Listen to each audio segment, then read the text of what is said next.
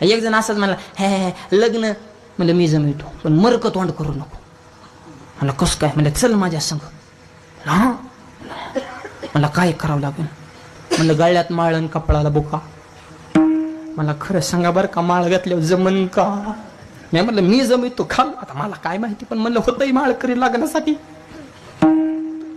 आणली माळ, पण त्यांनी बारीक माळ आणली. म्हणलं बारीक माळ घातल्या पोरगी बारीकच मिळन. मला नाही मोठी पाहिजे. मग टपऱ्या म्हणायचे माळ एवढं लुच म्हणे, कचाकच म्हणे, हाडकाला रुतायचं. झोपताना म्हणायचं लय रुत त्यात आहे. मी म्हणलं लग्न रुथून द्या, रुथून द्या.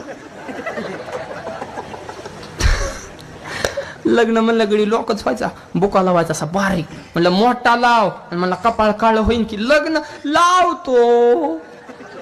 असा बुका ना, असे टपाऱ्या माळण, पांढरे कपडे, धोतारण, निहारण, टोपीन, असा बागळा बनवला.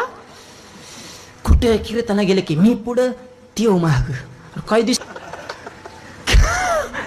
कीर्तन झाल्या लोक विचार करायचे, आयो ही तर संघ आलेलं होतं. आणि तरी बी लोक उलटा विचार करायचे, पोरग माऊली संघ राहते, व्यसन नसन, धार्मिक असन, आईबापाला जपित असन, संस्कारिक असन, माळकरी दिसते, बुका लावते, देऊन टाका पोरगी ह्याला. 10 पोरांची लग्न जमविली आमच्या गावाकडले मी.